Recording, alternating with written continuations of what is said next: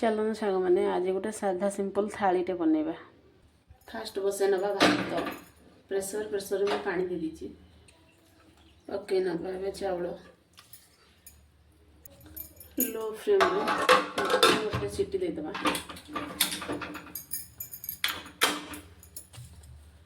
भात ढाला भितर आम अंडाटा को सिझे नवा कड़े पानी पकई नवा अंडा पकई नवा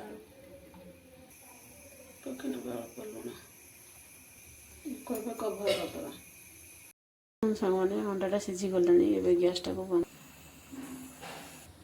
एवं बनइबा खुद दिया सोरिष शाग नवा डेक्ची पानी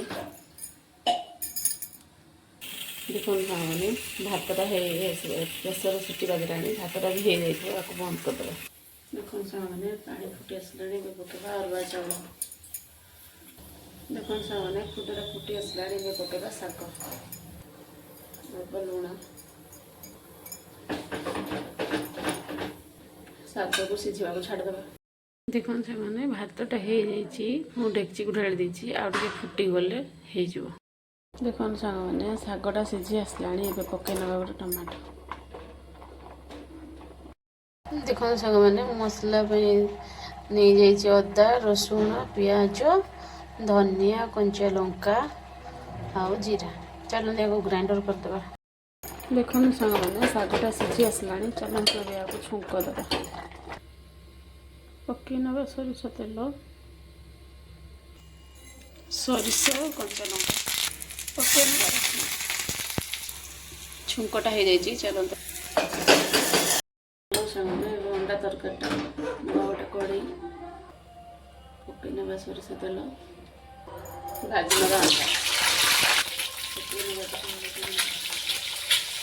देखो अंडाटा भाजी काढ़ी नवा भाजी नवा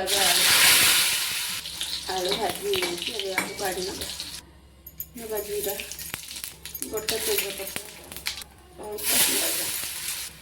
पियाजटा भाजी नहीं मसलाटा पकई नवा लुण हलदी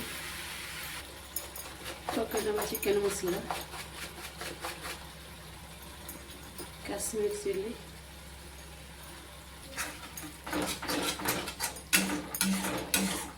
5 मिनट कवर करवा पकई नवा अंडा आलू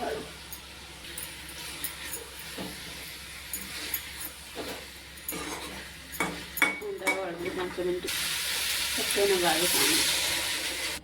देखो सामने रेडी हो गला मोर अंडा झोल।